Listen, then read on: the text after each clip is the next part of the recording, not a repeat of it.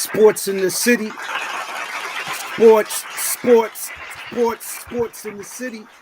I said the sports in the city. You already know we keeping it gritty with that sports in the city. Coming to you live from the arena. Welcome to that sports in the city. From the east to the west coast, from the south to the north, from the top to the bottom. There's a sports in the city wherever you are. Thanks for tuning in to Sports in the City TV. I'm your sports G, Reed Richards, with my partner in crime, BK Ty. Where you at, God? Where you at? Check I'm here, famo. I'm here. What's happening? Peace, my out to all the sports fans across the world. No doubt. Peace. We're back in Sports in the City, live from the arena. What's the deal, brother? How the new year so far, bro? New Year's lovely, man. Well, actually, it could be better, man. It was going great. Fortunately, man, I lost a family member recently, man. Condolences to you, my brother. It's kind of a bad situation, but it's good to know that they're in a better place, man. You know what I'm saying? No more pain and stuff like that. True. Aside from that, man, the year's been all right so far, man. No complaints. Glad to have you here, my brother. Always. You already know what the love is, man. And my young G, Kato Cash in the building, man. The man is the true Jamaican. Got like 8-9 jobs. Man, does it all, man. What's going on, my brother? What's good, man? I'm just happy to be in the building. My condolences again, my brother. Appreciate it, kid. And we definitely got Logic in the building. You know what it is. Hit up that chat. Get at us. Hit that like, share, and subscribe. We on Facebook Live, YouTube Live. Check in while we're live. Let us know what sports topics you want to talk about. What's top shelf? What they talking about in the city? What do you want to talk about? Want to sponsor the show? Let us know. I was going to say Jordan and Pippen style when it was me and Kato last week, but I'm going to have to flip it up to TMC style. Strictly bob and weave, motion offense, shake and bake, quick pick, fire style. Great men do great things. We laugh, joke, and kid, but we don't play. We don't play around. We don't mess around. We don't fool around. We get down to the business. So here we go. Let's get to it. This is going to be a classic. Yo, Logic, man. This is going to be a monster, man. Wow, it's going to be a monster, man. We're going to get, that's going to be a monster. Sports in the City TV via the iRant Network presents Top Shelf Tuesday. What's the story in the city? The word on the streets, the haps from the arena, the Equinox progression, season 2, episode 2, MLK edition, Great men do great things. A quarter of the sports Equinox is complete, as we already discussed. As the NFL divisional round is upon us, we're talking playoffs in NFL helmet to helmet. Super wild card weekend. They are who we thought they were. So if you want to crown them, then crown their asses. The coaching carousel begins. Big Bill parts ways with the Pats. Pete Carroll steps into an advisory role with the Seahawks. Who else is on the chopping block? Reaching the summit, Nick Saban retires from the Tide. This is the best that ever did it. In your opinion? Think so? Is he retiring for good? NBA around the world, the next chapter of the sports Equinox phases, nearing the All-Star break. The teams are rising to the top and the teams who are not. The Raptors coach goes on an epic rant. Next up in the Equinox, all about the Rockets. The first Grand Slam kicks off in Australia. Reaching the summit part 2, or Deuce, the college men and women's basketball top teams will be front and center, approaching and nearing March Madness. Reaching the summit, that's what it was. Our monsters of the week with the usual suspects and some new additions. Rising to the occasion like underdog with the upsets of the week, and we know there were some big ones. And closing the show, Brooklyn's own BK Ty's top 5. So let's get to it. Strictly top shelf, off the top of the pile.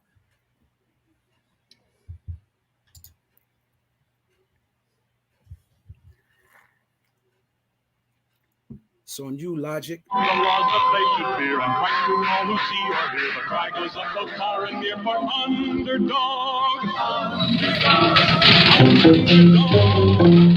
No doubt. NFL helmet to helmet. We're talking playoffs. Talking playoffs, Cash. We're talking playoffs. Playoffs? Talking playoffs, boy. You already know what it is, man. We talking playoffs.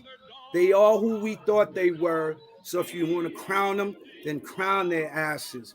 Kicking off the playoffs, let's get to high stepping through the league like Coach Prime. First game on the slate was Saturday.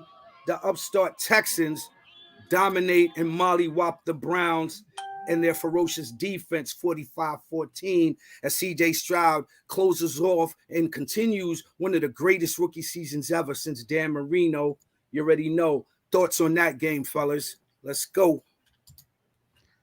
And CJ Stroud, Cinderella's glass slipper fell off of Flacco. And midnight struck, and he turned right back into the pumpkin who they are, the Browns. Same exact thing I was gonna say. Flacco magic ran out. Yo, Cleveland, not Cleveland. Houston's defense turned into Cleveland defense for that game, yo. Yeah, they were strangling. They put Flacco through the ring on that one. One thing, backups are backups because they could only play a limited role. They're not meant to start too many games, or else you're gonna see why they're backups. No doubt, Virginia Slim. CJ Stroud had that sold up long time ago. Now he's just trying to solidify himself as having the greatest rookie season ever. If he goes and past the next round, then he's to me, he got it. Dan Marino's got to step down and get that up to the youngster. Definitely. What y'all think? I don't know that he has a chance for it, but to me, it's like he was putting his name in the hat for that MVP. He definitely got a chance. Even though it's a regular season award, right? Wink, wink, wink.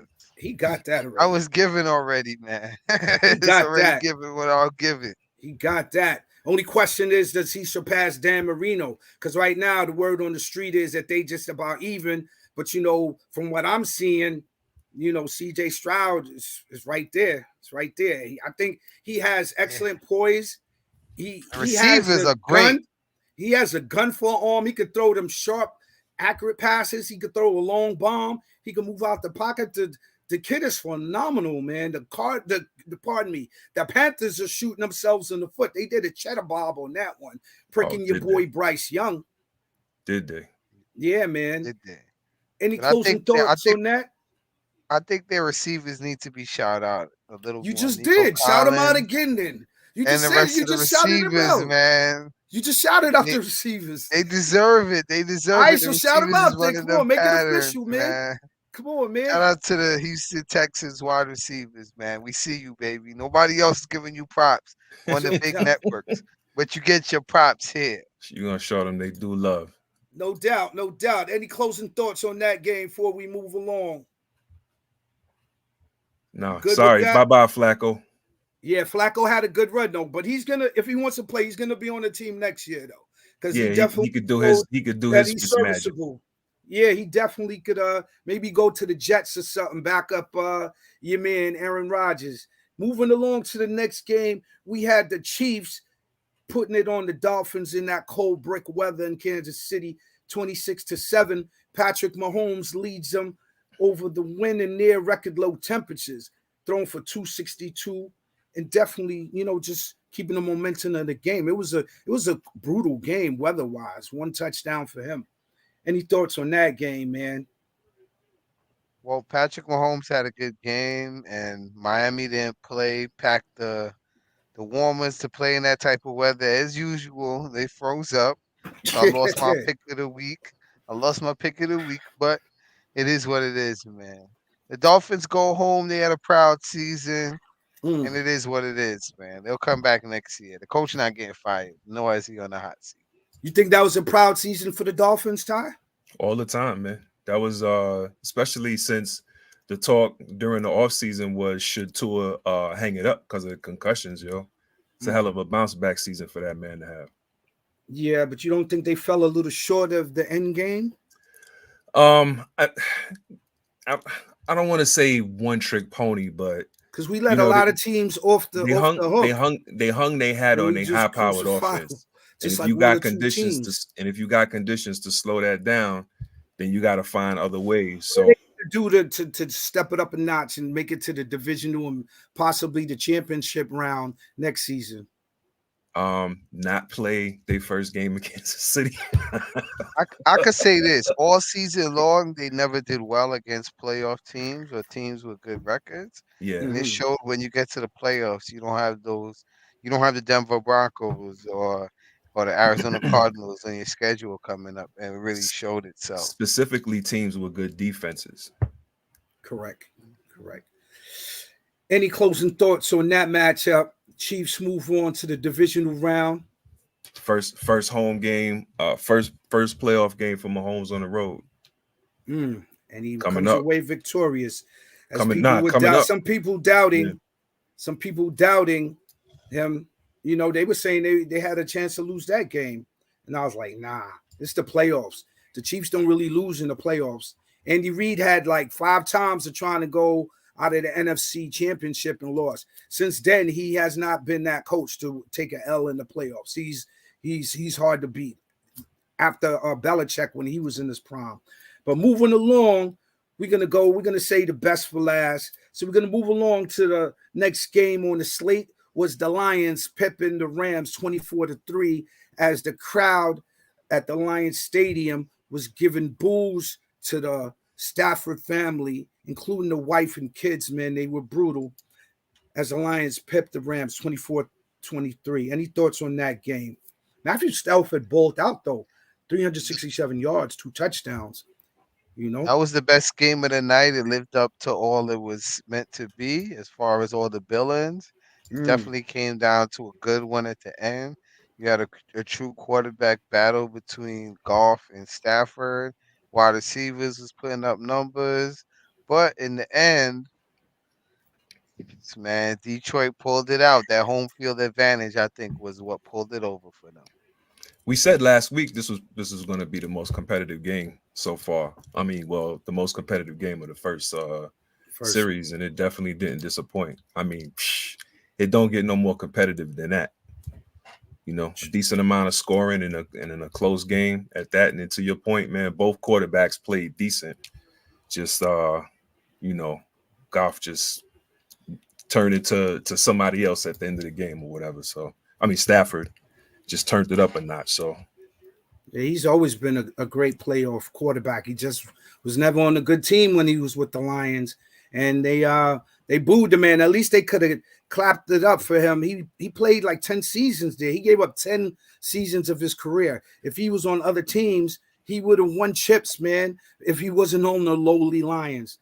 But maybe at one of them fake hometowns, maybe, but not at good old Detroit, man. What do you mean? What do you mean? Expand on that, Maybe my brother. one of these fake towns, these non-football traditional towns, in New York, in Philadelphia, in Detroit, that's not going down. That's all. Nah, I've seen cats. I've seen cats that left their teams and come back to New York or them hardcore cities, and they don't always get booed, man. They just felt like they was in love with Stafford, and they felt like they lost an ex-girlfriend, or something like that. They was you think they would have booed Stafford if he didn't win a chip?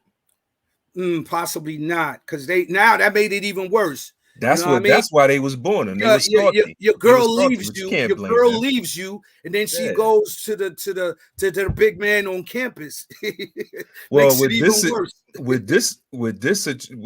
with this situation, it's more like the girl leaves you for a dude that's treating her better or puts her in a better situation. Possibly. Better for her anyway. Definitely. Nah, he didn't want to leave. They traded him. He didn't want to leave. That's why he was salty, because he didn't want to leave Detroit. He was there for 10 years. He put 10 years. Why would he want to leave?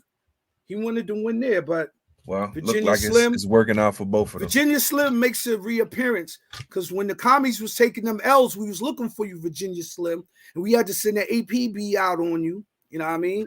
So I guess Logic sent that APB out. Virginia Slim, welcome back, brother. Happy New Year and all that, Virginia Slim. Yeah, he did point out correctly that Stafford was talking shady about Detroit when he was leaving there, like they didn't treat him like royalty. What breakups are smooth? Blame me a breakup that went smoothly on both ends. You getting rid of me? What am I happy for? He ain't want to go. I mean, there's a difference between salty and greasy, though. I don't know. Yeah. I wasn't there when the fish was cooking, so I don't know about the grease or the salt. I feel Next you. time, next game, we got the Bills handling the Steelers 31-17 as Rudolph tries to will the Steelers. Tomlin falls short with his efforts, and the Bills, led by Josh Allen, that kid is just a beast, had no turnovers in that game. So thoughts on that game? That was Monday night slate. Well, I watched that game. We saw the team that had the more talent win, but they lost a lot of players, got injured during the game. I think that's going to affect them when they're playing Kansas City. Yep. But overall, they were the better team, man. It's only so much Mike Tomlin could do. He can't turn everything into wine, man. He can't turn everything into Pittsburgh was wine. definitely on borrowed time, yo. Yeah, man. It was a surprise for him to make it there with Rudolph, the red-nosed reindeer. I mean, that's just another testament. How many man. quarterbacks the Steelers had to go through this season? And they 4, went through right? Trubisky the bum Mitch Trubisky, the bum. Pickett. Right. And Rudolph. I think there's maybe one that we missing. That's what I'm Somebody from thinking. the practice squad. I think they were. I think Did there was Charlie somebody else Batch? too. Did they dust off Charlie Batch? Did they dust off Charlie Batch? Oh man, Charlie popped the Nugenics and ran practice. Mm-hmm. He pulled the Steve DeBerg. Cordell Stewart. He pulled the Steve DeBerg. So Virginia Slim popped the question: Is Tomlin done in Pittsburgh? Nah, if he want to leave, he'll leave. But first of all, the Steelers don't cut ties with their coaches that quickly. They really don't. I don't think that's quick. So I've been there for a minute. They better pay. No, they better pay that man. What I'm trying to say is, to my point contract. is, they don't historically just fire their coaches like that. Yeah, I They definitely keep think them on for long he tenures. I think he's gonna come back for one more because he got one more year on his deal anyway. He's won the Super Bowl for them.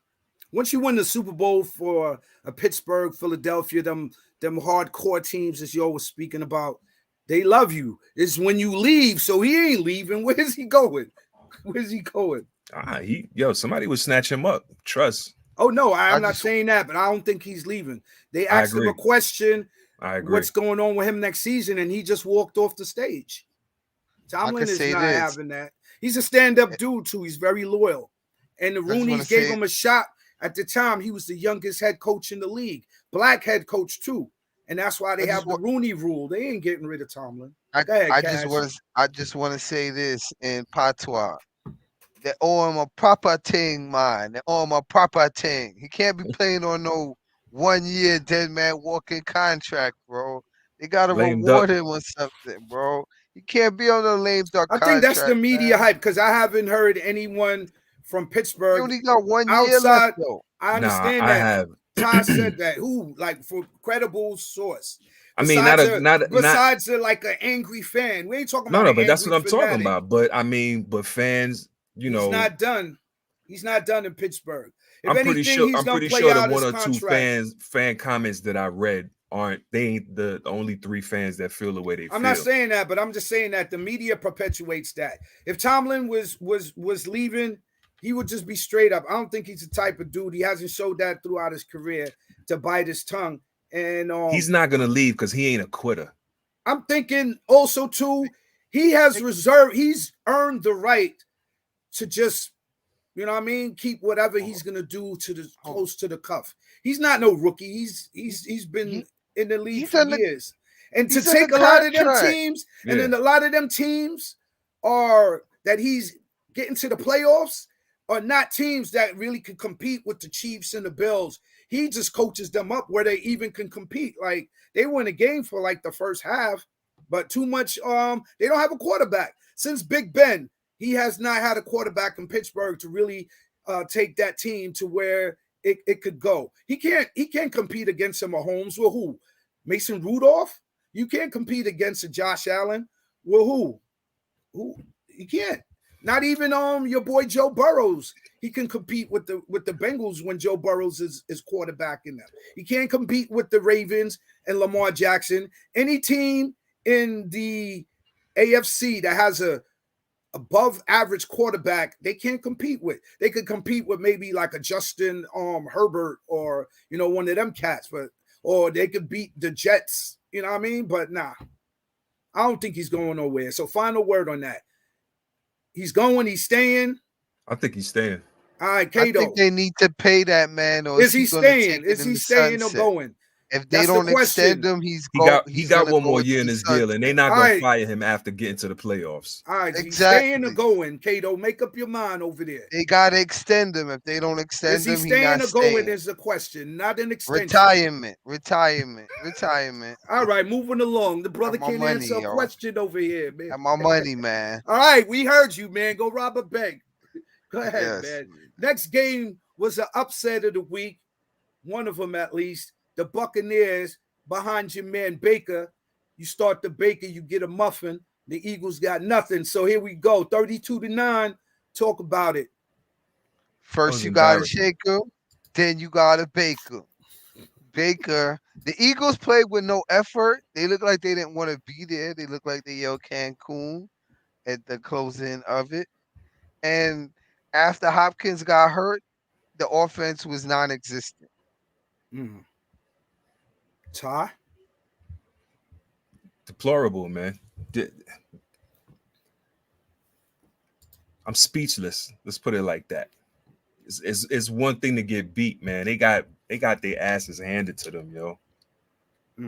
And I know about the losing streak that they was on and all of that, man. But yeah, man, to Cash's point, yo, it's like they didn't even show up to that game, man. Very weak tackling. There was about 150 plus yak yards. They let Baker bake muffins all over the place. He's throwing muffins all over the place, boy. 327 yards, 3 touchdowns.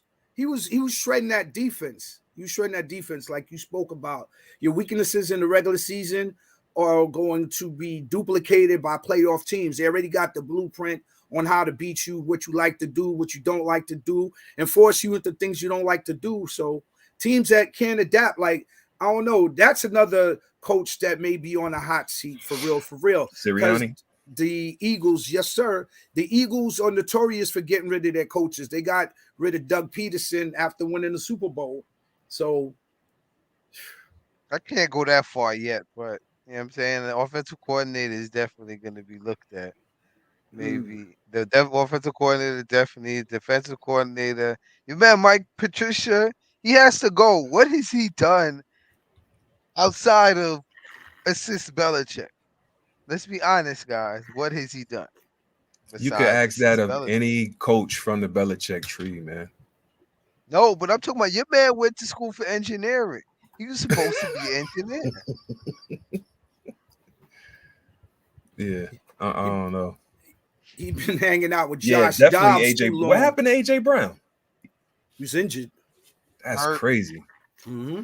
So hold up. He was injured. I read something about him taking all or removing all Philadelphia Eagles stuff off of his Twitter page or his Instagram or something like that. He's in his feelings because he felt like he should have got the ball every time there was a pass play. And that's not necessarily, how you develop an offense. He's supposed to be the big baller when you need a terrific first down and make plays when the team needs it. But he wants the ball on every snap, and it just doesn't work like that. And then he starts beefing with the quarterback, with the coaches. That's not going to work. There was a lot of dissension. So Sirianni, from all the dissension, that was the word on the street, and it was just a buzz. His job is on the line because he lost control of the asylum, so to speak. He lost control of the locker room. Yes, sir. Kelsey announced his retirement. He can't take it no more, man. Yeah. He's tired of doing that tush push or whatever they be doing in Philly, man. And he got to be the one right there and set on the top of that pile. That's a lot of weight because you got cats jumping on top of each other, pushing. You got like 500, 600, 700 pounds, half a ton laying on you. So he got tired of that, especially if they not getting it to the Super Bowl. But Sirianni took him to the Super Bowl last year. You think his job is secure or insecure? I don't think they're gonna fire him, man. But there's definitely gonna be some come to Jesus conversations going on, man. Because you can't. It's a bad pattern they're going in. They're gonna You know probably what I'm change saying? coordinators. Probably They so. got to do that. They got to change the coordinators. Yeah. Because their defense was looking real soft, real soft. And what made them a viable Super Bowl contender was their running game. Was your man Jalen Hurts? Was he hurt? Because he hasn't played the same in a few I'll tell you weeks. because Yeah, I they jinxed said him. they said I that he jinxed him, was man. hurt. They said that he was hurt, and he Mm. might be doing a cleanup surgery now in the next couple of weeks. So Because he always wears the big rib protection like your man Donovan McNabb back in the Flag jacket. days. Yeah, man, it looks huge, man. So I think he's been playing hurt, but they've been keeping that close to the cuff because if you hide an injury or anything like that, you could face, disciplinary action from the league. Right. So, you know what I mean? But any thoughts before we move on to the game that I saved for last? Because I know Yeah, it's gonna shouts get out the to most Baker Mayfield. backlash. Yeah, Baker was definitely a monster of the week. And then of course we had the upset of the week as the Packers totally mollywopped the Cowboys 48-32. Prescott threw for 403 yards, 3 touchdowns, 2 INTs, but Jordan Love was the story of the show and the terrific schemes and game calling by the Packers coaching staff. Thoughts on that game? I'm not gonna put no more dirt on it. Just I'll let you take it over. Yeah, we'll sit here and let you vent, brother. Go ahead. I ain't gonna vent too much, brother. I'm gonna just keep it like it is. First off, Can I say so? Let me say something real quick though. Yo, shouts out to Dak Prescott. That's all I'm gonna say. Yo. I think Son is a good quarterback, and yeah, I don't know what the deal is with Dallas, like voodoo or some kind of bad something over there, man. But I'm I gonna just tell wanted to you say what it is. shouts out to Dak, man. I rock with Dak, man. All right, go ahead. You can say yours now. Bro. All right, you sure? Positive. Go ahead, man. All right, peace. Thank you, God. Yeah, man. So first off, this was the weirdest playoff game that I've seen in years, my brothers. In years. I have not, and I've been watching football since the 70s, man. So this game right here, this was, I don't know. I felt like I was watching Ocean's 12 or some type of fix them in Vegas movie, bro. Because there's no way that I watch the Cowboys play at such a high level all year, and then come the wild card after you won the division from the Eagles. And as I said before, everything fell in place for them. This was the perfect opportunity. All they would have to have done is face the beast of the NFC in the 49ers. If they would have been able to make it that far, I would have said it's a successful season. But no, they couldn't even do that. And this is where it starts at. As I mentioned last week, it starts with Jerry Jones. Jerry Jones is 81 years old. As long as he is running the Cowboys will never be anything but like a pig with lipstick on. They look pretty. They're going to win 12 games, which they have done for the last 3 seasons. But they are not going to get past the divisional round. So there's no need to get your hopes up high unless they bring in another coach. And that's the other thing about Jerry Jones. One, he likes to be bigger than the team itself. He wants to be the owner. He wants to be the CEO. He wants to be the GM. He wants to be on the sidelines. He wants to be given post-game conferences. He wants to be bigger than the whole team. So that's the first problem. And he's lost like touch with the game. He doesn't have what it takes to win. Once that's not true. Once they Virginia Slim, pipe down, man, with your commies. I wouldn't even be posting like gangbusters because the commies aren't even relevant, brother. We're talking playoffs. So commie fans, just sit down for a minute, man. After you fired Ron Rivera, go figure that out. So as I was saying, Jerry Jones does not want to let the Cowboys team go to an NFC championship win, get to a Super Bowl, because then team will become bigger than him.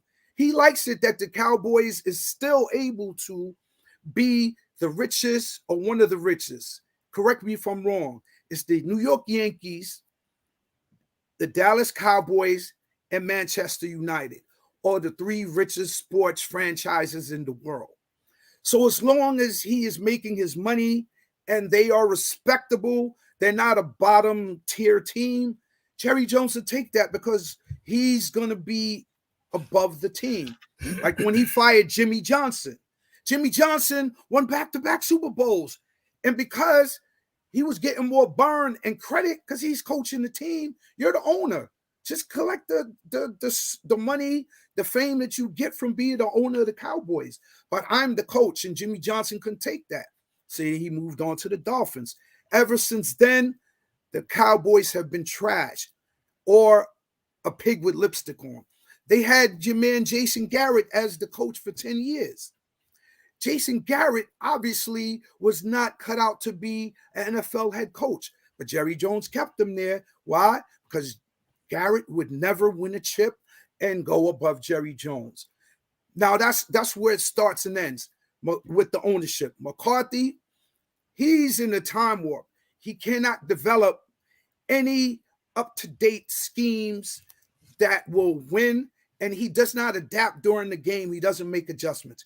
He's a terrible coach like that. As long as everything is going right in his game plan and there is nothing going wrong with the offense, no turnovers, no interceptions, no fumbles, and they just clicking like clockwork offensively, that then gives the defense an opportunity to blitz all day and use their speed and agility. Short of that, the Cowboys have flaws. They cannot stop the run game. They cannot. They got tore up. Aaron Jones crushed them for 3 touchdowns. And it's like, I don't know what type of scheme they were playing, but Dan Quinn, I don't know. You got to go. The game has passed you by, boy, because you were playing the Cowboys in the dime coverage, which for those who don't know, you have 5 to 6 defensive backs. And all they kept doing was just running through the hole and tearing up the defensive line for crazy yardage. The game plan was terrible, man. So I'm going to just leave it at this ultimately, man, because I could go on for days and days. I've lost faith in the Cowboys to even compete for a conference championship as long as Jerry Jones is the owner and as long as he's the GM. He can remain owner, but he gives control of the team to somebody else besides himself who can make football calls and gets a coach that can adapt and take the team to the next level. The Cowboys will never win a conference championship or see a Super Bowl as long as Jerry Jones is alive and owns the Cowboys, or as long as they're in my lifetime, I don't see it, man. The other thing that I saw was that so much money was on the Cowboys to win that the books were cooked, man. I don't know. I've never seen such a mysterious game. How do you line up in a 2-5 defensive front? You have 2 people on the line, and the Packers lined up 3 people in the A gap and the C gap and just was running counterclockwise and clockwise all day. I don't get it, bro. And I digress, man. Before I go into a Mad Dog Russo, all the bitches and everybody else, did they think that you ain't do no tracks on them? What happened to my shit? You give them my shit? You gave them my shit? You gave them some under the fucking projects? You gave them all them shit I did, son? How could you do that? I'm the jolliest nigga you know, son. How could you do that to me, son? Damn. Yeah, man, them damn Cowboys, man. F them Cowboys. Make some changes, man. So we gonna move along, man. You know what I mean? Moving along, quick pick. Slice them up, dice them up, and serve them up. What's next? Up next, we got the divisional round with the opening matchup being the upstart Houston Texans at the Baltimore Ravens. 4:30 p.m. start. That's going to be on ESPN, ABC, and ESPN+. Talk about it. Pick 'em, pick 'em, pick 'em. That's going to be another good game, I think, man. Score-wise, I don't know. I don't know score-wise. Let's say 28-24, Baltimore. Yeah, there was Illuminati going on, Logic. Illuminati in the building. Probably a lot of cats that was at a Diddy party. Anyway, you got Baltimore? I got Baltimore. Man, Man, oh man. I'm going with the upstart Texans, man. I just feel that D'Amico Ryans is coaching his team to a next level. He's an exceptional coach, a coach that makes adjustments during the game, and they make up to date play calls, man, and they utilize their young talent and they coach them up to the best, man. And they diverse, man. They're not so predictable. They could beat you with the run or the pass, and their defense was stout too this past weekend. So I think they have more than a puncher's chance to be able to beat the Ravens. Fall victim to another. They're gonna blow another lead, another fourth quarter lead in the playoffs. Man, listen, as we saw this past weekend, chalk didn't walk, man. It's gonna be an underdog situation, I think, bro. And I say it'll be 32-31, Houston. 32-31. Wow, that's tight. Yes, sir. It's not gonna be like, I think CJ Stroud is gonna have to pull off something magical, man. And the kid got a lot of tricks in his bag, man. I'm riding with the young G, man. So that's my pick right there. Well, Virginia Slim got B more. We know they just got their asses handed to him. I think CJ was out that game, right? When they played. He was injured during that time. This is a new season, bro. Yeah. It's a new season. Okay. Not after the beating Baltimore, formerly a Baltimore team, the Cleveland Browns, who were at Baltimore, that moved back to Cleveland. So anyway, yeah, they have a terrific defense, man. They got your man Garrett's amongst that team. That team is stout. It's just that, Joe Flacco got outplayed. He threw 2 picks, and he couldn't keep up with the youngster. CJ Stroud, he got that it factor. He got that magic dust on him, man. I think he's going to continue and move along to the conference championship, man. Next game on the slate will be Green Bay Packers at the San Francisco 49ers, 8:15 start on Fox. San Fran. 35-17. They're gonna shut that Jordan Love shit down. Okay. Well, I'm gonna stay true to form, and I'm gonna go underdog again, and I'm going Green Bay 35-31. I think Jordan Love, he's very athletic. I think he's actually a better quarterback than Brock Purdy. Yeah, and those you young think Green Bay got a better defense than San Fran? I ain't talking about the defense yet, my brother. In Green Bay, young core receivers are all stepping up, and they're making big plays. And Jordan Love is showing the whole world why the Green Bay Packers were willing to part ways with an MVP performing quarterback like Aaron Rodgers. And we saw how that turned out for the Jets. 4 plays in, season done. Jordan Love, man, has picked it up, and he's playing like a all-star, all-pro, all-world quarterback right now. And he's another young gun, a la C.J. Stroud, who stepped his levels up, and regardless of his inexperience, he's performing. Like, he stunned the world last week. If that wasn't a cooking of the books last week with the Cowboys, and that was straight up fair and square, no Illuminati, yo, the boy is balling. He threw for 3 touchdowns. Aaron Jones is running out of his mind.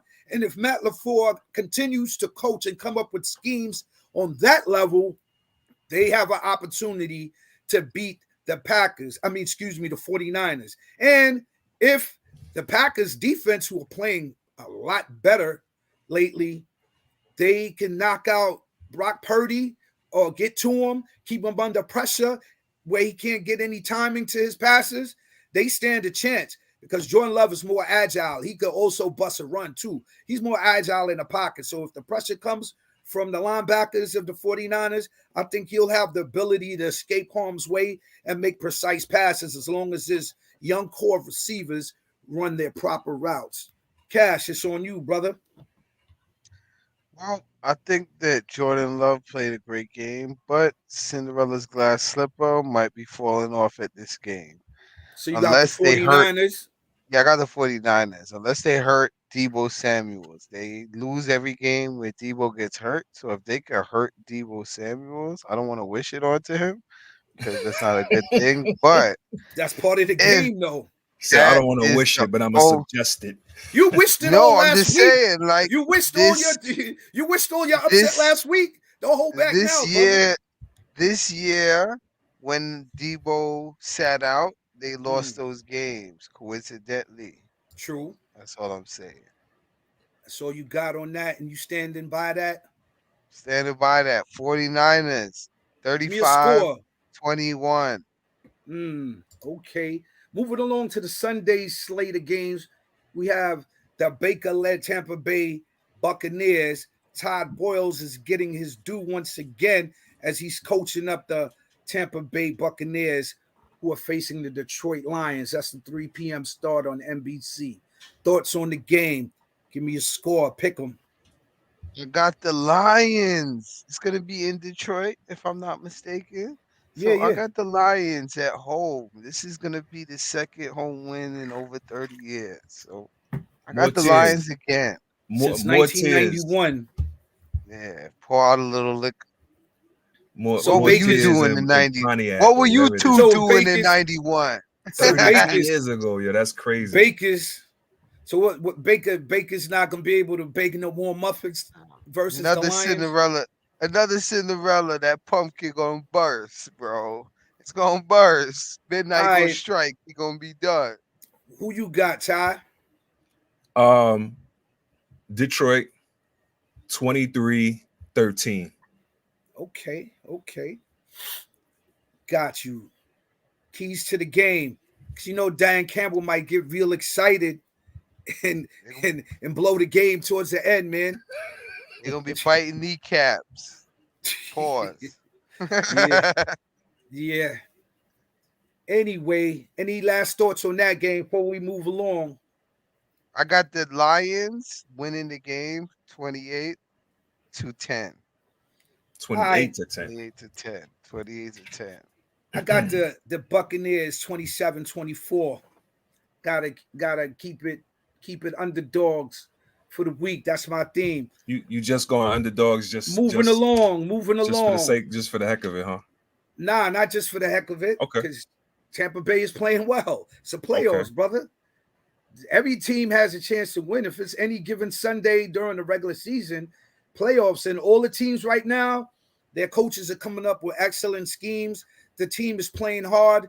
Defense is hitting hard. Offenses are clicking. Come on, Baker threw for 300-something yards, 3 touchdowns. So I'm saying everybody's balling right now. Moving along, I think this is going to be definitely the best game of the week. You got Kansas City visiting the Buffalo Bills.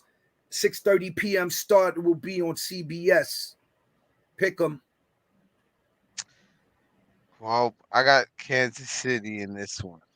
Kansas City and Buffalo. I got it happening. Kansas City.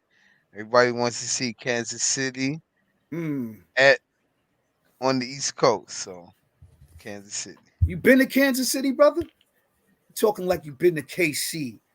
That was you there visiting Kansas City, Mac, from way back. Who you got, I've been Ty? to Missouri. The show me state. They're going to have to show something versus them Bills. On you, Ty. It's a tough one for me, dog. And it's only because of the enigma that is Josh Allen, yo. Yo, he could play like great for like 2-3 games in a row and then bonehead a game, yo, do too much or whatever. So, but Kansas City ain't Kansas City that we quote unquote know and love. You know what I mean? This is a different Kansas City squad, man. So I'm gonna go. Yo, you know what? New York love, dog. All day. 23-17 Buffalo. Okay. Definitely. I got the Chiefs 21-17. 21-17, the Chiefs. Okay. I got the Bills. I think it's just Josh Allen's time. They have been playing playoff style football for like the past 4 or 5 weeks, because at one point they weren't in the playoffs. So every week they've been playing playoff football. And I just think that the Kansas City Chiefs, although their defense is still stellar and Andy Reid is still a great coach, I just don't think their offense is going to be able to withstand the Bills and match them, blow for blow, pause, with Josh Allen. Josh Allen is just playing on another level right now. So I'm going Bills. Going 27-24. Any last thoughts on that game before we close out the segment? Are the Bills the underdog in that game? I don't know. Check the books, brother. It's in Kansas City. I doubt it. Nah, no, that's in Buffalo, brother. Buffalo? Yeah. It's in Buffalo. Check the books. I was only asking because I seen your trend of all underdogs, and then you went with Buffalo, so I wasn't sure. I think the Bills are underdog, but all right. I think they might be an underdog. That's No why doubt. I told you, check the books. You know what I mean? The coaching carousel begins. Bill parts ways with the Pats. Pete Carroll steps down. Who else is on the chopping block? And of course, we know the vacant teams: Chargers, Seahawks, Falcons, Titans, Raiders, Panthers, and Virginia Slims, Commies. We already know that the Pats hired Gerard Mayo. So talk about it. The coaching carousel. Quick. Rapid fire style. Congratulations, Gerard Mayo, the youngest coach in NFL right now. Well-deserved shot. He was the linebackers coach for New England. He was played his whole career there. Yep, played his whole career there. Was the team captain ever since his second year in the league. Made 2 Pro Bowls. I think the only other person was that dude Slater, who retired. He becoming the special teams coach. That's Slater? The only other person. Jackie Slater. The dude that just retired the other day. The Pro Bowl. What about Vrabel? You don't think Vrabel was viable? He got an attitude problem. He's too hard-nosed. If he could fix that. Yeah. He rubs people in the organization the wrong way. He got to fix that up. Before he get Mark Jackson. Because you the coach of the team, you like the CEO. You can't be a prickly person. You have to be relatable. People have to be able to approach you. That's part of the culture in the whole arena. Tell that to Bill Parcells. He done put in 20 some odd years, 6 chips, 9 Super Bowls. Like, come on. You can't say nothing about that. I remember him flaming out in Dallas. He been there like 27 years. All good things come to an end. I ain't on Bill Parcells. All good things come to Bill Belichick. All good things come to an end. Like he ain't have a quarterback since Brady either. Who he had? Mac. Yeah, they talking about him. And did they fire? The did Tampa Bay fire not Tampa Bay, Atlanta? Did they fire their head coach? Yeah, I said of course. That's what they talking about. Falcons. That's what they talking about. Belichick. Well, he interviewed with them, but he's gonna weigh out his options. He interviewed them because he got the cachet and a resume. The Falcons ain't done shit. The last they went to the Super Bowl, they gave up a big lead to the Patriots and Bill Belichick. So. Go ahead, guys, spit it out already. What does the Saints coach Dennis Allen have on the owner? Why he didn't get fired? Does he have some naked pictures or something like that? Why the Giants and the Jets coach didn't get fired? Robert Saleh is. I don't know. He looks like the Giants coach went to the playoffs last year. That was last year, bro. We talking about now. Yeah, well, you don't fire somebody like that, man. You can't just fire him, man. Especially if they lose their quarterback that you made them give a bag to. So what does Brian Vrabel, whatever his name is, why does he deserve to hold on to his job with a poor record and poor coaching, because he lost his starting quarterback. They went to the AFC Championship. You said Tyrod Taylor was better than him. Yes, Tyrod Taylor was. You said Tyrod Taylor was better than him. Did. No, it wasn't because of the quarterback. One could argue that that DeVito did you not say that Tyrod Taylor played better than Daniel Jones this season? That's the GM, man. The GM, not the coach. Nah, Ty, you said that Tyrod Taylor played better than Daniel Jones this season. So He that did. can't be an excuse. He He did. did. So you just said because he lost his starting quarterback, so that can't be an excuse. I don't think he's a good fit for the Giants. I think he needs to go back to being a coordinator. He's not cut out throwing tablets and stuff at people. He doesn't have the composure to be a head coach. When it's going good, he's good. But when things go wrong, he can't stay composed. Like Tomlin stays composed and he goes through a lot. And that's he makes a team like the Steelers, I think 10-7, and then you got your man on the Giants. What was the Giants record this year? Like what? Like 3 and something. I think Nah, we won they like won 3 more games. than that, like 6. Oh, that's right. Yeah. We They won. won like it feels like 6 we and only 11. won 3 games. 11. but my whole point is one got 1 thing year if left you're on gonna his be if you're contract, gonna be right? shouting and ranting, you don't know what you're talking about, and you don't know what you're doing. Look how they finished the season. Supposedly he took over the play calling, and then he had inferior quarterbacks. So you saying I'm shouting and ranting? I'm telling the truth.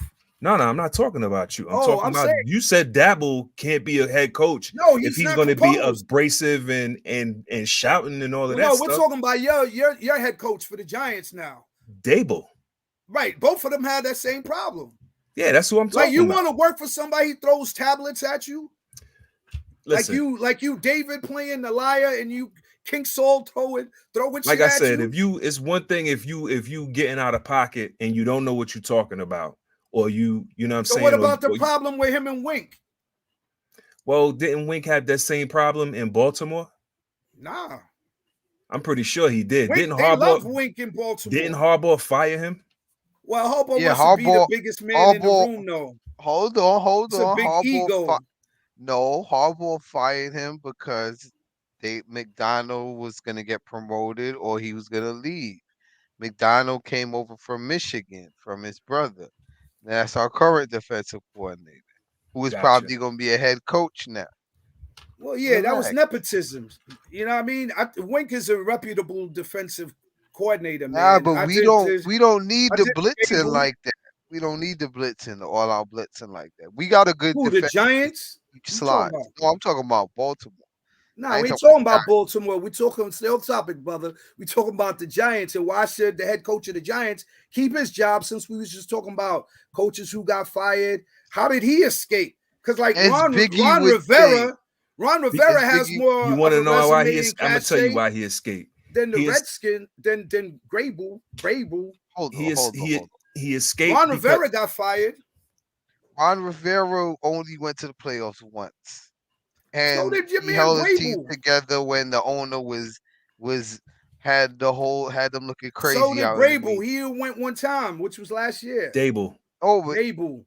I'm never gonna say his name right because I don't want him to be like a fixture in New York Giants football. So you don't want him to be the Giants head coach? No, I don't, man. I live in New York, man. I want to see a respectable Giants team, bro. I feel you. You want us to be on that coaching carousel like the Cowboys. We not here for that.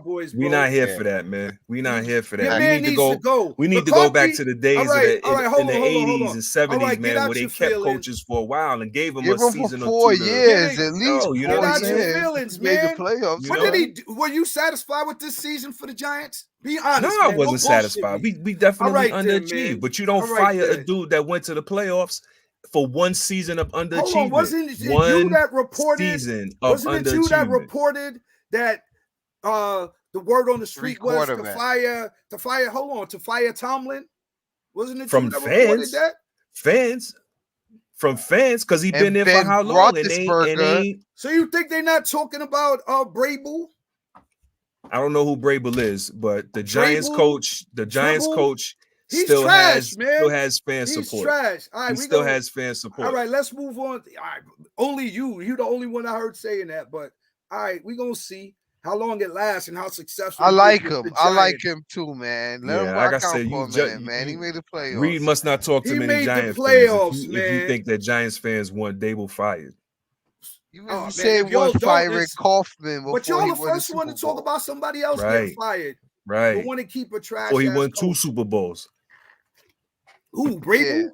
Nah, Kaufman. Kaufman. You want to fire Kaufman. We need to go back to those tapes, Just. I remember you want to fire Kaufman. Don't lie, man. Don't lie on the set, bro. Pull some receipts, because now you over there reaching. I'm gonna pull the That receipts. was a reach, man. bro. That was a reach. That don't even sound like me, man. I'm gonna pull the receipt. A two-time, like, come on. Your man Coughlin, he took the Jaguars to like an AFC championship, man. I think I found the receipt right here, man. I think I got the receipt right here. Yo. Let's move on, Jokey Smurf. Right you forgot who you talking to. All right, pause on the jokes. All right, reaching the summit, man. Nick Saban retires from the Tide. Is he the best that ever did it? Is he retiring for good? Let's go. Nah, he tapped out with NILs, bro. Come on, Too bro. much He for tapped him? out with NILs, just like your man Roy Williams. North Carolina. They don't got that leverage no more, man. Dudes tap out when the market is leveraged more. They had a strong hold on the recruiting. Get more evil. Yeah. They had a strong hold on the recruiting classes. Yeah. When the crowd get more even. Now when your recruiting pitch got to actually include strategy and commitment and stuff like that. You know, not jobs and cars and when dudes could bounce. Right. When dudes could bounce. When you have them on the bench for the whole first year, you can't take it no more, right? Oh, when they make it money like you in the transfer portal too. Yeah. Yo, between NILs and the transfer portal. Yeah. When they make a lot of the old good old boys, man, they on their way out, kid. When they make it more than your assistants, you mad now. Or your son who's working in the athletic department. You mad now, huh? You mad. Come on, get out of here, bro. Is he taking a break? Is he going to show up in the NFL? Maybe take a spot with Belichick? Nah. We remember that last train wreck. We ain't going to do that. We ain't going to do that. What's your man name in Seattle? Pete Carroll. He's the anomaly, man. Outside of Pete Carroll, college coaches, successful college coaches do not do well in the NFL. Well, Pete Carroll didn't do that bad his first time round. He followed Parcells. He didn't do that bad. He got fired a little prematurely, yo.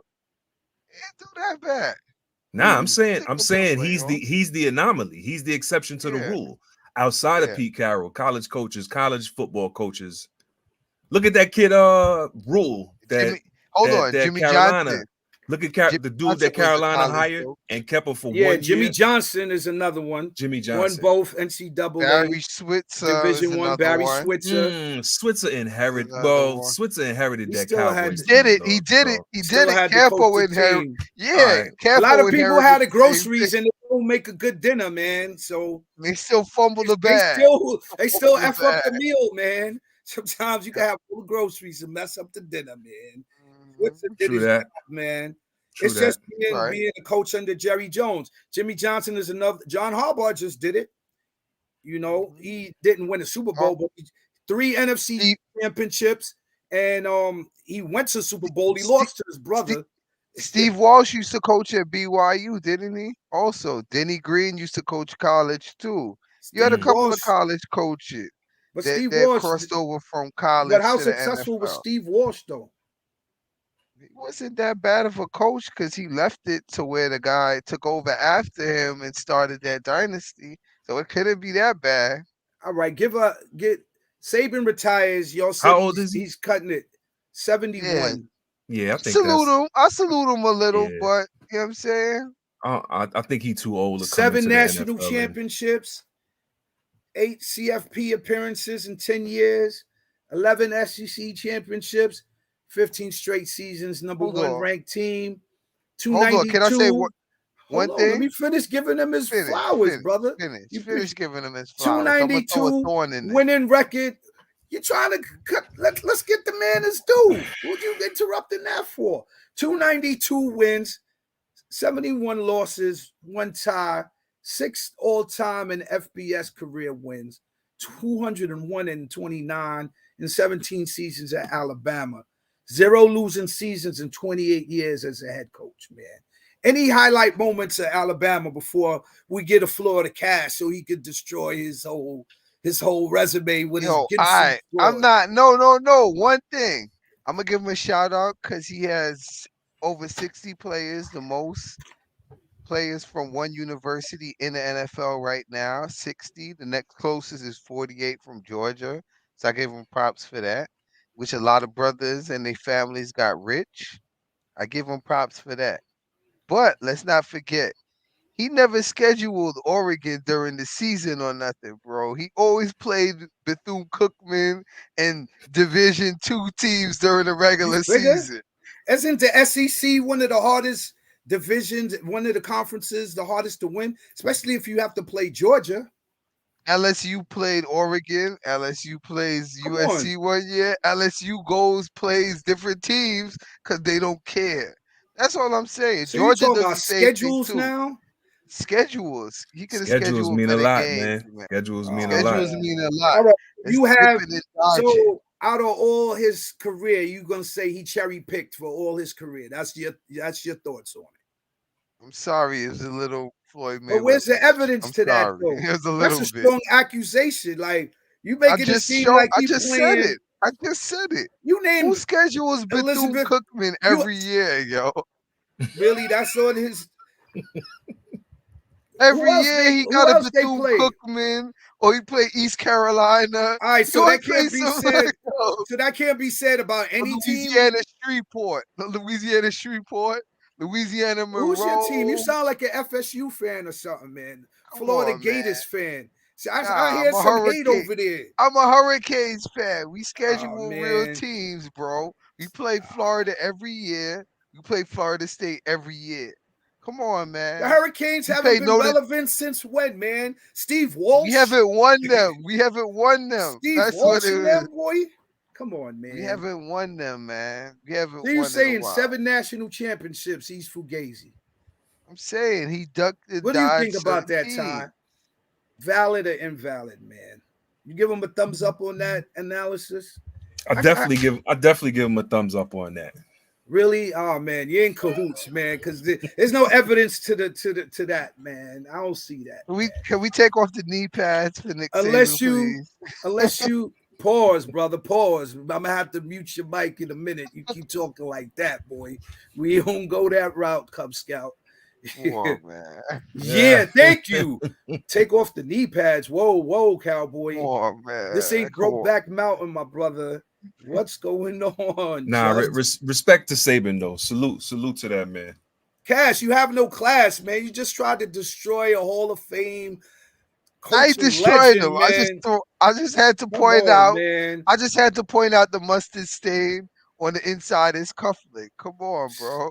Then when Come somebody on. don't agree with you, they got on knee pads. You're out of pocket, brother. Come on, man. Come on. This ain't South Park, man. We sitting on a bench with a weird dude. Come on, man. Drinking 40 ounces, man. Come on, brother.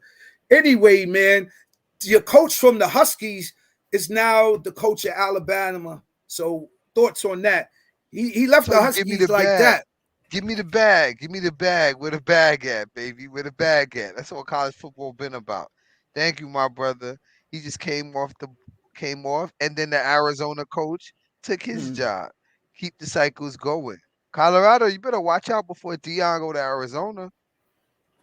Your thoughts on that, Ty? Good fam. Congratulations. Okay. NBA moving along. NBA around the world. The next chapter of the sports Equinox phase is nearing the All-Star break. Teams are rising to the top, and the teams who are not. The Raptors coach Darko Ragovic goes on an epic rant. Eastern Conference, you got the Celtics in the number 1 slot. I believe they're still undefeated at home at 31-9, followed by the Bucks in second place. The Sixers, who are playing the Denver Nuggets tonight, there was a rule change in the MVP. Got to play 65 games, so that definitely will affect the often injured Joel Embiid and his Philadelphia 76ers. Then the Cavaliers in 4th place, the Miami Heat, the Pacers, the Knicks in the 7th slot, the Magic, Chicago Bulls in the 9th spot, then the Brooklyn Nets round off the top 10, and the Atlanta Hawks are 1 game out, percentage points out. I guess they have the tie. The Nets have the tiebreaker. Any thoughts on the East? Man, shout out to Orlando Magic, bro. We in there, baby. We in there living, baby. We living. Above They the number 8 500. team. You getting excited for the number 8 team? Above 500, man. Okay, what do you have to hang your hat on, Above man, about the 500. Magic, man? Above 500, yo. Above 500, that's it? That's not a lofty. Yeah, it was a hell of a drop from how they started the season. They was like, I think for like the first 2 weeks of the they were season, like 12 they was and like, 1. Yeah, they were like top 2, top 3. 12 and 1, 12 and I 2. can't say nothing though, because they put it on my Knicks twice, last night and like about a month ago, yo. And all that kept ringing in my ears after that game last night was Kenny Smith talking about the New York Knicks never have the best player on the court. Really? Hello. I told you he's a So he truth doesn't after that give he don't give no burn to your man Randall or Brunson. Yeah. Well, He's Brunson better. didn't play last night. I think we would have won that game had Brunson played last night. Because it was a close game. It came down to the wire. But Randall, you know, that was another game where he kind of went AWOL. You know, he kind of got his numbers, but he didn't really like positively. It was like a soft. When it was like a soft double. That's when they usually lose. I think he had like. Well, yeah, it might have been a. You always defend Randall anyway, so I don't even know why I'm asking you, bro. Because you defend Randall like how you defend the Giants head coach, bro. So he could F up the whole game. You'd be like, bro, you know Randall. You mean Randall? You hold him down like blue steel. That's one thing I could say about you. Yeah, we got a bargain. We got a bargain with him. What can I say? Man, he need to get in the paint, man, and use that mid-range game. Throw them elbows around like how Bill Cartwright used to back in the days. He got them sharp, jagged elbows, man. I think he just need to stop spinning in the lane and then jumping and passing. Yeah, that's when the majority of his turnovers occur. But yeah, to Cato's point, man, there was a precipitous fall for the Magic that they've fallen all the way down to 8th, and the Knicks right above them at 7th, man. But yeah, shout out to Boston, man. Boston don't make it out the East this year. If they don't make it to the finals, man, I think that's going to be an incredible disappointment. That's with Dame going to Milwaukee, and that's with Joel Embiid having an all-star caliber season. Do you think he wins the MVP? Can he play at least 65 games this season? Embiid? Yes, sir. Yeah, because I won't see he's not the sole reason, but he's the primary reason that Philly is in second. So, well, third. Philly is where they are. They 5 games back right now. But then I could see them doing some nonsense like giving it to Giannis. Well, here's my question: like, do you think Tatum is having an MVP caliber season? Because they typically trying to give it to the best player on but he has the best team. He has a split votes with Jaylen Brown though, just to be the best player on his team. Exactly. So like when one don't play, he might not win it because of that. I know he got put up great games. I know he got consideration 40 point, last 50 year. Point games. He's going to get consideration this year, but because he has to split that wealth with Brown, that works against both of them because both of them are MVP caliber players. I think anything short of Philly finishing any less than third this season, I think they're going to give it to Embiid again. Okay, but you got to make them 65 games. Do you think that was a rule change? What was the reason behind that rule change to you? To stop to keep people from sitting out. Yeah, from giving them rest games. From what do you think, Cash? They changed the MVP caliber qualifications to 65 games. I like the status because it forces whoever is in consideration has to play a certain amount of games. Yep. Okay. But right now, I think it depends more on the best record in the league more than whoever means the most. When at certain times, I remember in the ebbs and flows of the NBA history during my lifetime, it's always moved. It's more towards staying that side. Most recently, probably the past 10 years. Okay. Any last thoughts on the Eastern Conference before we move on to the West? Nope. All right. The Hawks, Raptors, Hornets, Wizards, and Pistons, or the Orphids of the Eastern Conference now. They're not in our network, man. They not in our network. They're not in our network. Western Conference, we got the Minnesota Timberwolves, the number 1 slot, followed by the upstart Oklahoma City Thunder, led by SGA. The Nuggets are 1 game back as well. Percentage points behind the Thunder in third. Clippers have made a move. That coaching and the chemistry in LA has picked up, so let's see how that works out. They're in the 4th spot. The Kings are 5th, got the Mavericks in the 6th slot, Pelicans, Suns, Jazz, and the Los Angeles Lakers, who the league is going to do everything in their power to make sure that they make the playoffs in LeBron James' waning years, to giving him calls or whatever, to call them phantom calls, whatever. And you got the Rockets, the Warriors, the Grizzlies, Trailblazers, and the Spurs, who are 21 games back. They're the orphans of the Western Conference, and they're not in our network. Any thoughts on the Western Conference? Huh? I like OKC. If they go to the playoffs right now, they would beat the Pelicans. Zion looks really big and is not evolving the different facets of his game at the pace that everybody would like him to.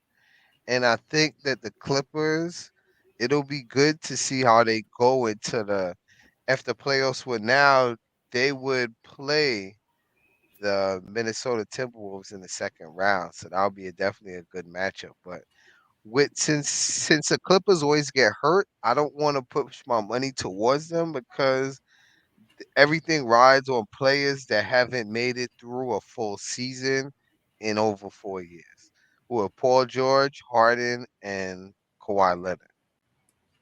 So aren't they, what they're going to do? The play-ins are going to be, the bottom 4 teams? Bottom 3 teams? 4. The play-ins would be the Pelicans, the Suns, the Jazz, and the Lakers. As it stands right now. Yeah. Is that correct, Ty? What was that? Is that correct? Absolutely. The play-ins are the bottom 4 teams out of the 10? Yeah. Mm-hmm. Okay. Got you. So is this going to stay true to form? Are the Nuggets going to come back? Defending champs take the conference back, the number 1 slot back? I mean, nah. I think that Thunder's gonna. I think it's their season to lose as far as the best record, because they got the most well-rounded team out of all the teams. Where if any injury happened, they can sustain it. Got you. So now, any last thoughts on the Western Conference before we move along, my brothers? How long can Minnesota ride that wave they on right now? They're 16-2 at home. They got to pick up their road play a little bit, but it's still above 500, 12-9. If they can have the moxie to be able to play in the playoffs and keep that form, because that's where it's going to count the most. You know that. I think outside of Boston, they're probably the most balanced team, offensively and defensively. I think Anthony Edwards, man, that's probably like my favorite player in the league right now to watch play. Almost as much as to watch him like give interviews like post game and stuff like that. Son is very very candid, man. Any last thoughts, Cash? Anthony Edwards reminds me of a young Dominique Wilkins, and I'm gonna leave it at that. So you riding with the Timberwolves too? I'm not riding with them. I told you OKC is the best team pound for pound I see in the West. But they're in the 2nd slot, so the records doesn't indicate that. They only 1 game behind. All right, fair enough. Now, like I was saying, they really trying to make sure that the Lakers get propelled by all means necessary into the playoffs, man. And the Toronto's Raptors coach, Darko Rajakovic, he went on an epic rant, man.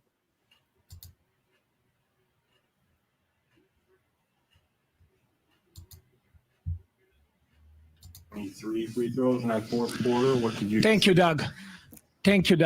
That's outrageous. What happened tonight? This is completely BS. This is shame. Shame for the referees, shame for the league to allow this. 23 free throws for them, and we get 2 free throws in the fourth quarter. Like how to play the game. I understand respect for all stars and all that, but we have star players on our team as well. How's possible that Scotty Barnes, who is all-star caliber player in this league, he goes every single time to the rim with force and trying to get to the rim without flopping and not trying to get foul calls. He gets 2 free throws for the whole game. How's that possible? How are you going to explain that to me? They had to win tonight? If that's the case, just let us know so we don't show up for the game. Just give them a win. But that was not fair tonight. And this is not happening first time for us. Scotty Barnes is going to be all-star. He's going to be the face of this league. And what's happening over here during whole season, I've been holding it back. It's a complete crap. Coach, do you feel like you're getting any explanations at all? That offensive foul, did you see, like, get any explanation? No, there is no explanation. They just come up there, they review and they see what they want to see. They don't want to hear us what we got to say. They don't want to hear the players. They don't just want to protect us. Over again, they got 36 free throws, 23 free throws in the fourth quarter. What are we talking about? How are we supposed to play? Yo. If you feel this has been happening to your team a lot throughout the season. It's happening a lot, but I'm telling our guys, be professional, keep fighting, keep going for the next one. But until when? For how long? How long, brothers? How long? Thank you. That's it, man. Any thoughts on that, man? Any truth to what he said? Seen it happen from back in the days when it was the Heat suspension to the Spurs suspension of when Robert Horry and Amari Stoudemire and Steve Nash situation to the choke job people say when it was Portland and LA, when it was Portland and the Kings. I've seen it before. And your man Donahue ref some of those games. So I have no further. Ty, your thoughts, brother? Toronto wasn't the first and they won't be the last. Cause I tell you, man, they don't want LeBron to go out not being in the playoffs. That's gonna cost them cheddar.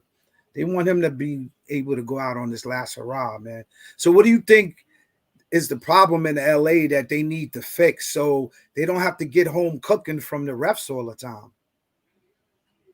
Well, they 2 best players are old and injury prone. I don't even know what more explanation in that. LeBron is usually solid, though. He ain't usually injured like that. He's solid, man. But, you see certain games, like there was a game we had like 10 points. When's the last time he scored under like 18 in a season? Any game, Could that just be fatigue? Absolutely. He got to pick his spots more now. He can still do certain things, but I think I could get out there and run a game of 15 with some young high school boys. I won't be able to do nothing for the next 3 days afterwards. You know what I'm saying? But yeah, pick your spots. You know what I mean? So, and AD, knock on wood, he's been uncharacteristically durable this season. But there are still games, man, where he seems like he don't not just LeBron, but he takes a backseat to the opposition's best player, man. And you gotta step your game up, man. I think defensively, they've taken a step back, maybe from last year.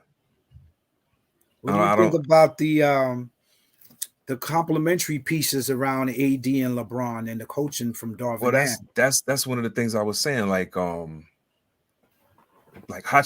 man, not to say he was all NBA or nothing like that, man, but son can ball, and it's like I guess he seemed like not a great defender, but a decent enough defender that he could stay on the floor.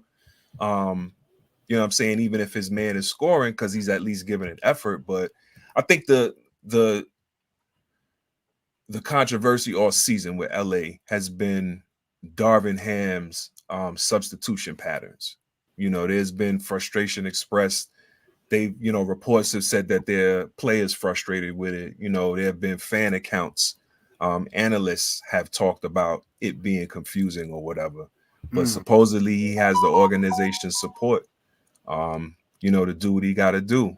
The only thing is, like I said, when you have to have LeBron have all-star caliber performances to keep y'all in games and potentially win games for you at 39 years old, that's really not a sustainable formula for success long term. They need another guy. They need a third guy, and they don't have that guy. They haven't found him. When the last time they won the chip? The bubble. The bubble? Yeah, I think I was talking to my brother about it, man. I think Schroeder, man, not having Schroeder, yo. His tenacity and his energy. He's underrated. He overrated himself in that contract negotiation. Yeah, when he turned down that 80 mil from LA, he overrated himself. What were you thinking, bro? But Schroeder's an underrated point guard, I think. I think the supporting cast doesn't give LeBron and AD any consistency, whether it's points, assists, rebounds. If you Defense, look at all of their stats, none of them give them consistency in anything. When you talk about veterans, to Malik Beasley, to D'Angelo Russell, to more older players, to the guy they got from Miami, other players like that, and they don't get consistency. And I know that with LeBron and AD, especially with LeBron in his advanced age, it's hard to play. Imagine you as a more senior person, because I ain't gonna say old head. As a more senior person, because I'm getting older myself. As a more senior person, talk about the players, bro. No, but I'm talking about playing with some people 20 years your junior. You trying to run a pick and roll, they just trying to fool around, running around the court and things like that. They're making the game a lot harder than it needs to be. So and the it's not inexperience is showing. wins. I think what happened with the Lakers is they put into your point, Ty. LeBron James and AD, they were really putting in some strong efforts to win that in-season cup. And I think they're feeling the effects of that. And LeBron had the ball hard for a while because remember the season started. They said they had him on a clock management situation so he doesn't burn out before the playoffs, and he still got fresh legs. And I think he went so hard to get that in-season cup. He's feeling the effects of that now. So in hindsight, it wasn't really worth it because now, look, they've fallen because remember they were playing a lot better before, and they were in a stronger playoff position. Yeah. They fallen. After the in-season cup, they lost like 5 straight, bro. It ain't no that's what happened. They lost like 5 straight. Like what happened? And then the coach of the Raptors, Darko, he wasn't the first one to complain about LeBron James and him getting that home cooking. Your man in Houston, Ime Udoka, he also did that as well. He called him out to that as well. You know what I mean? So yeah, bro. Any other thoughts before we move on from the NBA around the world? Yeah, fellas, I gotta jump off right now. I just want to give one last shout outs to all the listeners live that was listening live, and BK Ty, Reed Richards, man. We always looking for Ravens fans, my brothers. I got the sign up sheets, man. We always looking. We ain't messing with your We network. always recruiting. We always recruiting. Oh yeah, I got the Texans upsetting your Ravens anyway, so don't bow out too fast, so gracefully, brother. But thanks for being here, man. That was one of my underdogs. Since you put an underdog jinx on my Cowboys, right back at you, partner. I'm putting the underdog jinx on your Ravens. They all were we were. The Ravens are gonna take a L to the upstart Titans, man. See you next time, bro. Peace. Time, man. Peace, my brothers. Peace. Reed, I'm gonna call you when we score the first touchdown in the first quarter. Man, first round on you. You already know. Moving along, man. All about the rackets. The Australian Open kicks off, Ty. And we have Djokovic, who's looking to repeat as the champion, and the women's bracket also is started this past week. Djokovic is the number 1 seed. Any thoughts on the men's bracket? Do you think he repeats? The considered by most the greatest male tennis player of all time. Yeah. Won that first one in straight sets. There's no number 1 rank, man. There's no reason to doubt him. Yeah, he won 6-2. Oh, he lost one set. He lost one set, 6-7, 6-3, 6-4. Yeah. So you think he repeats? Yeah. And in the women's bracket, we have Swiatek, who's the number 1 seed. You think that's her title to grab? You know, I don't see any reason to go against it right now.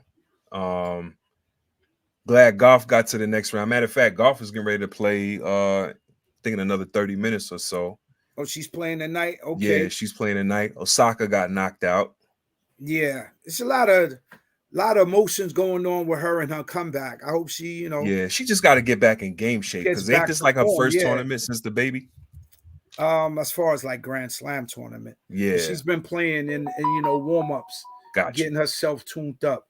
So you think Coco gets the Australian Slam? I don't know. I'm definitely pulling for her. What is she ranked, man? I don't even know what she's ranked.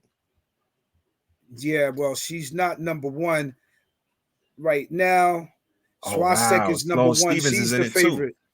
Too. Yeah, they got the usual. Women, yeah. They got the usual suspects. Yeah. Probably Madison Madison for her earlier. Keys. I didn't see her. I was looking for her earlier, but yeah. Yeah, Madison Keys. You know, the usual suspects.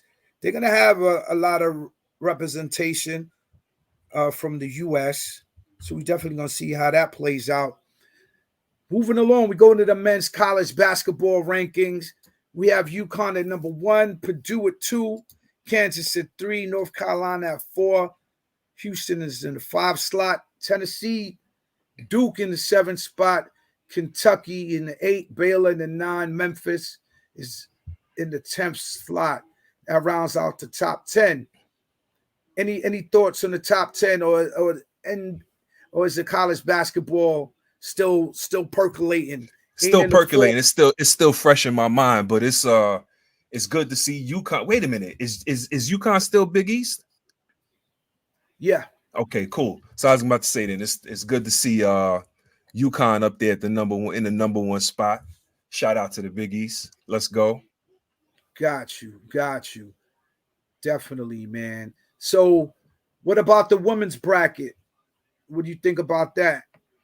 On the women's side, let's see. We still got South Carolina. Shout out to Dawn and the girls. Iowa number 2. We got followed by Colorado at 3. Yep. NC State at 4, and UCLA in the 5th spot. We have USC, Kansas State, Stanford, and UConn, and then lastly LSU rounding out the top 10. Everybody's on the rise. Shouts out to South Carolina. Yeah, shouts they're out 15-0 right now. Yeah, shouts out to Iowa. Caitlin Clark she's balling. You think Iowa and South Carolina is on a collision course to eventually meet? Bro. On a collision course. Colorado's dominant too. The Lady Buffaloes are having surprisingly, right? Surprisingly upstart season. For NC sure. State, UCLA. UCLA is another surprise. USC, Kansas State. There are a lot of one-loss teams. South Carolina, they got their work cut out for them. Let's see what's your LSU at? Okay, LSU, they still number respectable. 10. Yeah, 16-2. After Angel had to take a sabbatical or something. She took a hiatus and came back. I think they righted the ship. So we definitely going to see that March Madness is coming up. You know, that's one of the favorite times of the Equinox. You're about halfway through and hit March Madness, boy. Ain't nothing like it. What you think? For sure. Definitely looking forward to it, man. All right. Moving along, man. We got our monsters of the week with the usual suspects and some new additions. Geologic, man. The monsters, man. Yeah, man. Baker Mayfield was definitely a monster. Any monsters for you, Ty, this week? Shouts out to Jordan Love. Oh, yeah. Shouts out to CJ Stroud. CJ, another monster. Definitely. You ain't giving no love to Mahomes? Who? Mahomes. My homie? Yeah, your homie.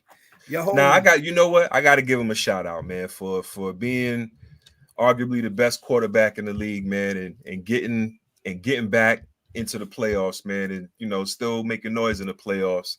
Right. With an inferior team than he's used to. Because you saw the frustration on his face a lot this season. But yeah, shouts out to Mahomes though. My homie definitely can't take anything away from the brother. Any other monsters before we move on? Yeah, we got to give it to my man Embiid. Definitely a monster out there on the East for the NBA Philadelphia 76ers. Oh, definitely got it. Aaron Jones was definitely a monster of the week with those 3 touchdowns. Aaron Jones. Matt LaFleur with his game plan. He was playing chess while Mike McCarthy was playing checkers. That's another dude that was on a hot seat, in my opinion, man. But definitely. Who's that? Mike McCarthy. But oh, yeah. You're talking about him. Matt LaFleur, that was a brilliant game plan, man. And moving along, any other monsters before we move along? That's all I got right now. All right, man. The underdogs of the week, man. We definitely had the Packers. For sure, the Packers. Yeah, the Packers. And regardless of how bad Philly been playing, man, Tampa Bay was definitely an underdog. Oh, yeah, for sure, for sure. Shouts out to them because they was an underdog and they smacked Philly. Even though Philly didn't have probably their best weapon in A.J. Brown. Right. Oh, definitely the Texans. Yeah, for sure. DeMeco Ryans has them playing on another level. Shout out to him, too. That was another brilliant game plan by a head coach. That's how you coach a game, man. For sure. Out-coach your team, the opposing team. And then also to Kato Cash's point, shout out to the OKC Thunder. I think they're either the youngest or the second youngest team in the league. Third youngest team in the league. One of the teams that are in playoff contention. Put it that way, because you still got I think the Pistons and the Rockets are like 1 and 2 with the youngest teams in the league as far as age wise. But yeah, shouts out to OKC. Yes, sir. Not really an underdog, but I think overachieving. Man, that's an underdog. No one is picking them to win at the beginning of the season. For real. Definitely got to shout out CJ Stroud once again, having one of the greatest rookie seasons ever. In any sport. Oh, yeah. And I said Tampa Bay, but also specifically Baker Mayfield. Salute to that guy. Definitely the Texans, CJ Stroud. Moving along, man, we're going to talk about those who are not in our network. Those orphans, man. They ain't in our network.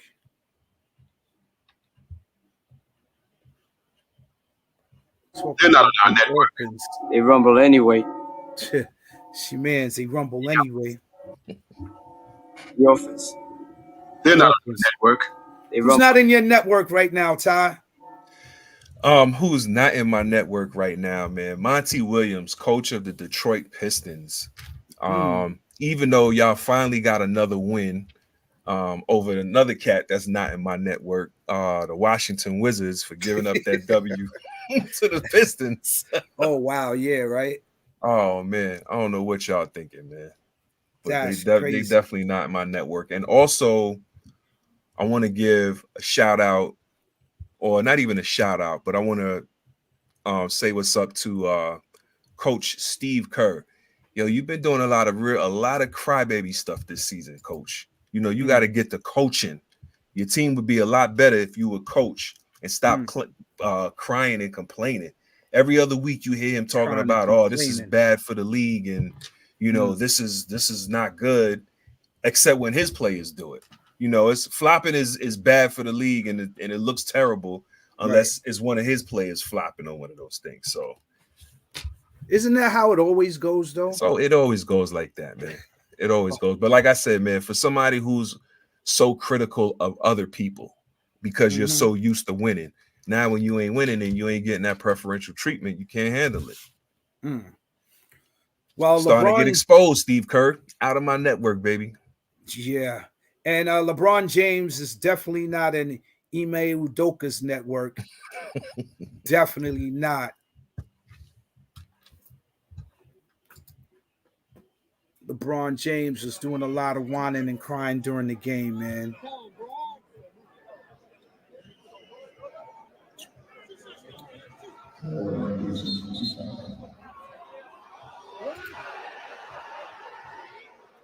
So Ime was telling LeBron, stop the flopping, the crying, and the whining. Exchange between LeBron and Udoka. Players from the Lakers and Rockets were kind of getting into it after a foul, and that's when Udoka said, "Stop crying like bitches." And then LeBron went over there. He's not in his network. Kind of got in the way and pushed him away. And then you got the ill scene on the court with Tyler Lyles, man. Definitely not in that network. Tyler Lyles, I think he took a punch at somebody. Did he? Yeah.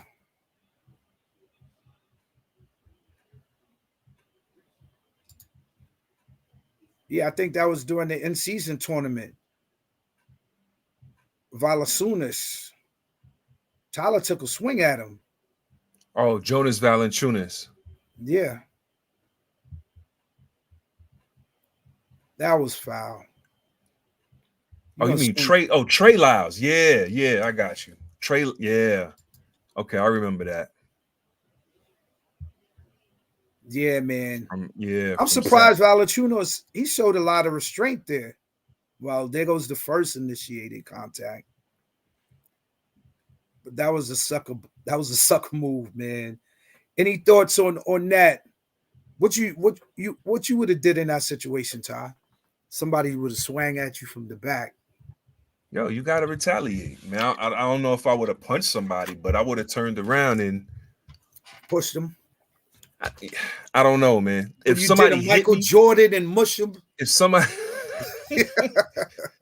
you know, if I'm under 28 years old, man, if I'm 28 and under, man, if somebody, you know, mush me or punches me or something like that, I'm not gonna lie. It's gonna be hard for me not to retaliate. Age is a factor. Age is absolutely a factor, man. If I'm 30 plus, if I'm 30 plus, you know, I've been in the league a little while. I ain't won a chip yet. You know, I done seen some things, and I know a little better how the game works. I'm looking at the clock. I'm looking at the rest. I'm looking at a lot of different things that's going to determine. You know, there's a lot more factors that will weigh into how I respond to a situation like that. How would the new and improved Draymond Green respond to that? I think somebody gonna test him like that. What you think? And try to push his button, see if he's. I mean, it's only natural. It's only natural. I was watching to see if that's still a weakness of his, right? I was watching Raising Canaan Power. Oh yeah. And one of the dudes was talking about Marv was talking about this hitman that got killed. And he was like, you know, one thing about this business, you going out, he said the same way you live it is the same way you going out.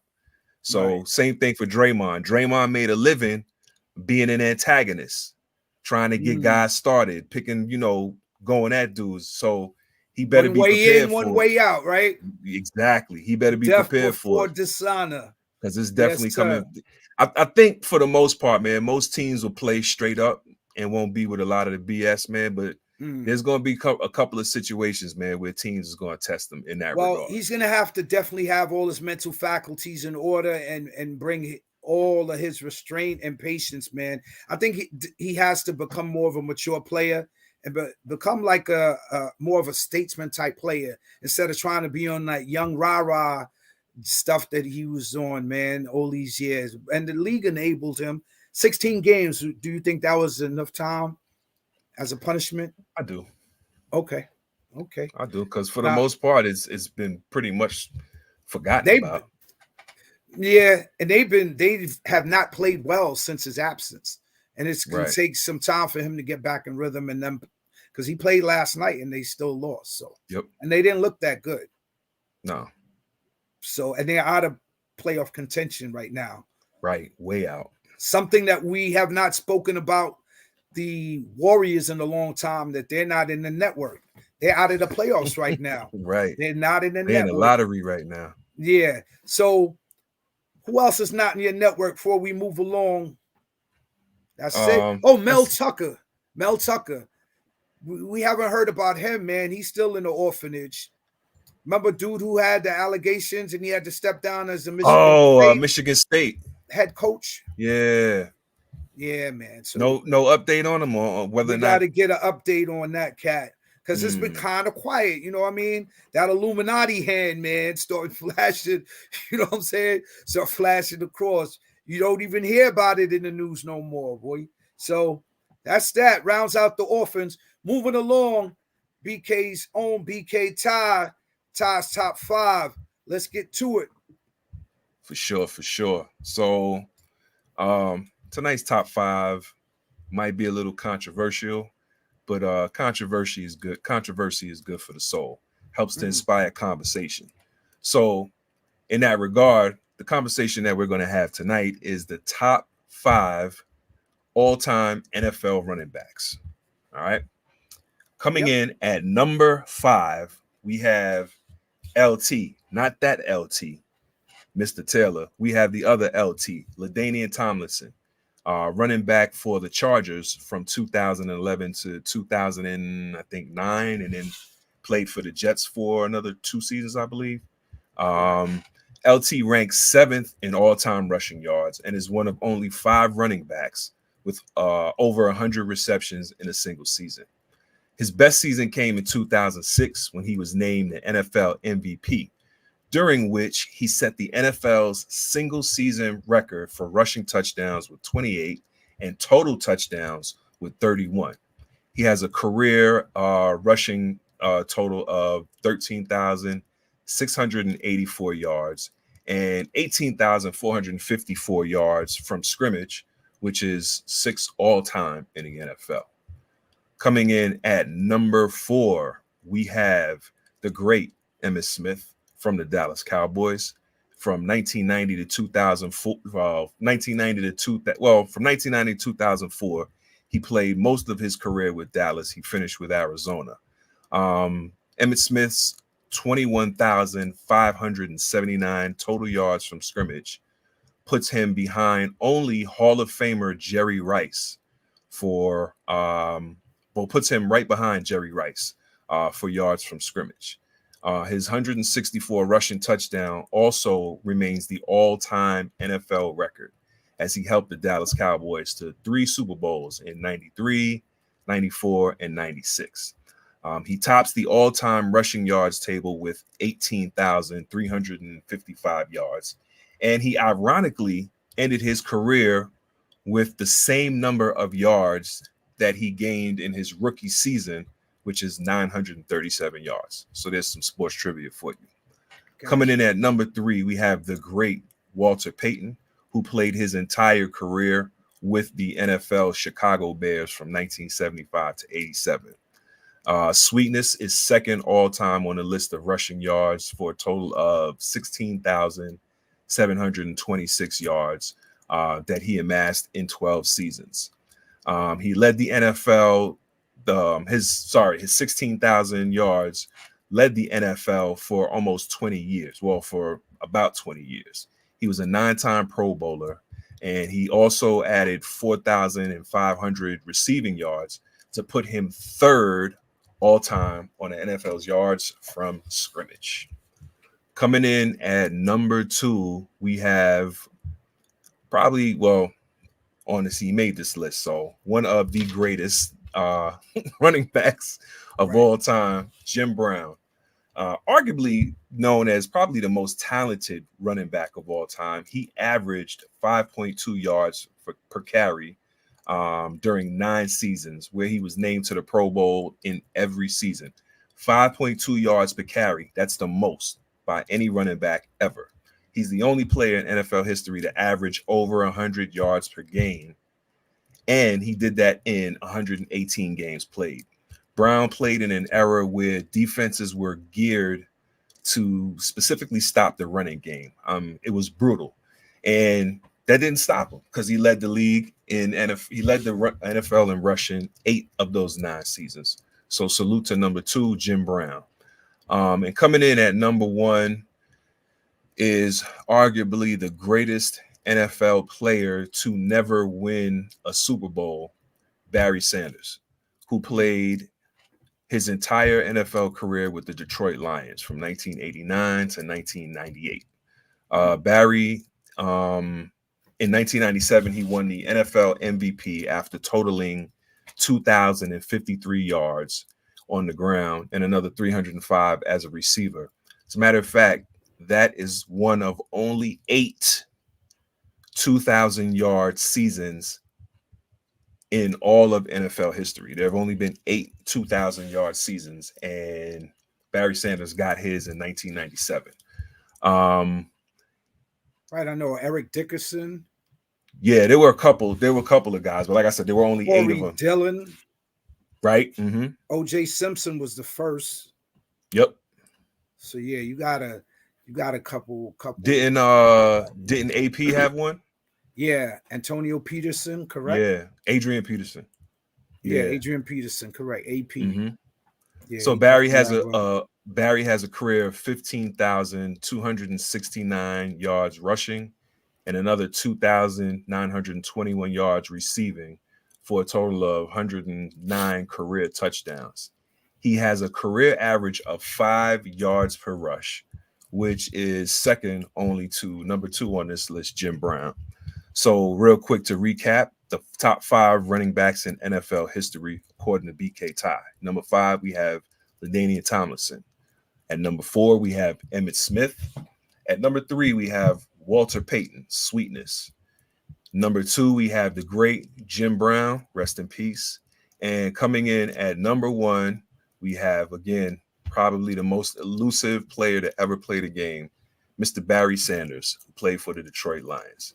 And that's BK Tie's top 5. I ain't mad at your list at all. That's a very respectable list right there. I would have Brown number 1 because he was the gold standard. He was the gold standard. Him and Gale Sayers were the gold standards. Yeah. And Gale Sayers had his career cut short, but him and Jim Brown did incredible things as a running back, and they played in such a era where there was no protection for the offensive player. They had to protect themselves against, hits to the head. They played in little leather helmets. Sometimes they barely had the face guards and so forth. But I would have had Brown number 1 because he was the gold standard. Sanders, incredible runner, obviously. As my number 2, I would say I could flip-flop those. Brown, Sanders unfortunately played on a lot of bad Detroit Lions teams and didn't get the exposure that some of the other players played. But then Walter Payton was also he then became the gold standard after Jim Brown, and then Sanders. I wish Sanders would not have retired so young and continued on a little bit more. Right. Who's to say what type of records that man would have? Yeah, but if it was a 5th, you know how the saying goes. True that. Tomlinson, he was definitely an amazing back. Emmitt Smith as well. I just want to give honorable mention to running backs like Marcus Allen, Eric Dickerson. Definitely Eric Dickerson. Eric Dickerson, Zonka, John Riggins from the Redskins, Tony Dorsett from the Cowboys. Tony Dorsett. Yeah, Tony Dorsett from the Cowboys. There are a lot of great backs in the league, man. But definitely a great top 5 running backs. I think that's it, man. BK Ty, salute to you. Appreciate to you, the famo. 757-718. To Ja Logic, mother from another brother. On the No ones doubt. and twos. To Salute to the IRAN IRAN Network. You already Shouts out. know. Thanks to Shouts out. everybody who's tuning in. Please hit the like button. Please hit the subscribe share. button. Season 2. Please hit that notification button. Episode 2. Great men do great things. Peace, y'all.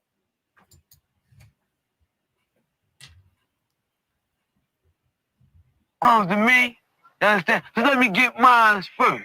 That's a shout out to you, Stephen A. Do what you want to do. Always riding my Cowboys, man. What we gonna do, man?